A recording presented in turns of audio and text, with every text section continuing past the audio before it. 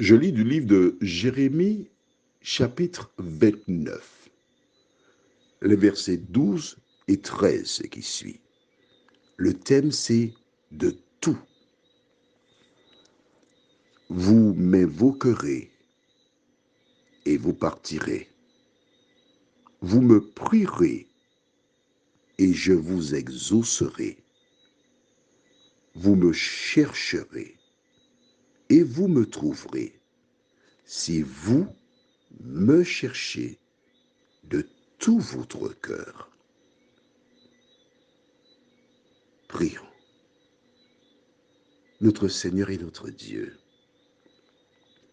nous avons vu hier matin qu'aucun Hébreu n'enseignera son concitoyen, car tous me connaîtront.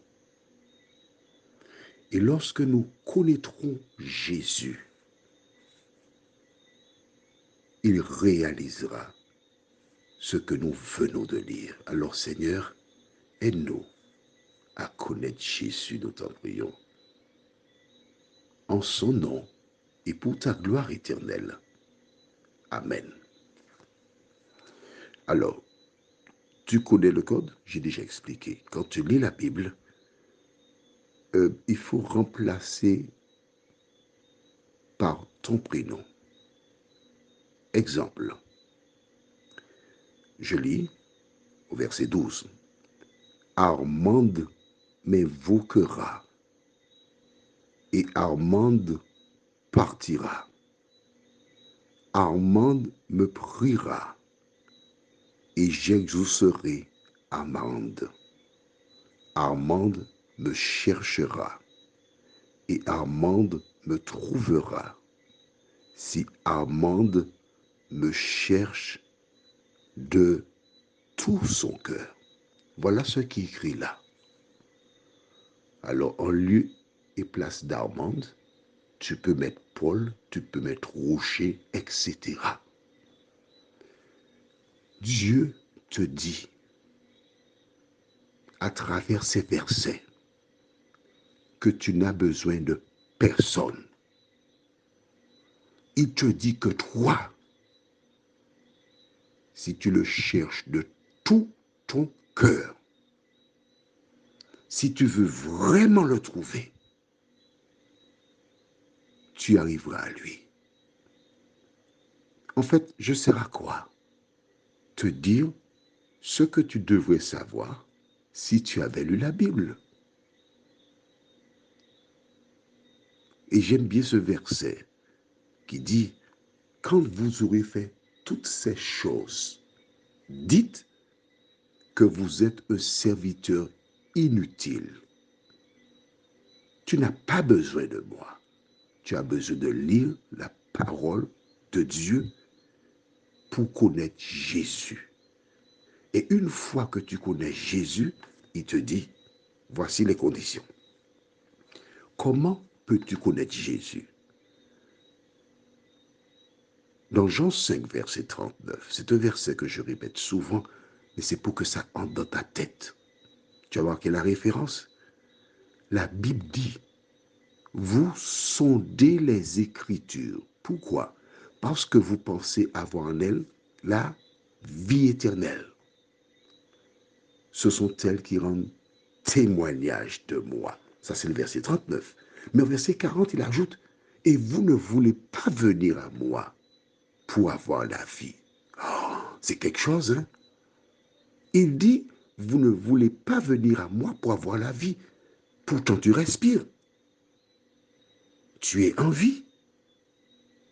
Mais non. Ce que nous avons là actuellement, c'est tout simplement un échantillon de la vie. La véritable vie, c'est de vivre en présence de Jésus de Nazareth. Alors que fais-tu? C'est seulement lorsque tu connais Jésus qu'il peut réaliser ce qu'il a dit dans Jean 8, verset 32. Vous connaîtrez la vérité et la vérité vous affranchira. C'est pourquoi, systématiquement, je le dis, je le répète encore, lis la parole de Dieu. Quand tu auras lu la parole de Dieu, quand tu mettras en pratique ce qu'elle dit, avoir une Bible dans tes toilettes, dans ta chambre, dans ta voiture, cela n'est d'aucune utilité. C'est la mettre en pratique qui te permet de réaliser ce que nous avons lu ce matin. Prions. Notre Seigneur et notre Dieu, nous voyons dans ta parole ce que nous devons faire. Seigneur, hier matin, tandis que je me trouvais devant une église catholique où des gens étaient pour la prière, parce que maintenant, assez tôt, des gens y vont pour prier. J'ai regardé ces personnes qui, avant de sortir de l'église, donnaient dos à l'extérieur et face à l'autel, qui s'inclinaient ou qui faisaient le signe de croix en révérence. J'ai pris le temps de regarder ces personnes sincères. Mais Seigneur, permets que tous les hommes aient le même respect pour ta parole et se laisser conduire seulement par ta parole. Nous t'en prions. Au nom de Jésus et pour ta gloire éternelle. Amen. Je te souhaite une bonne journée.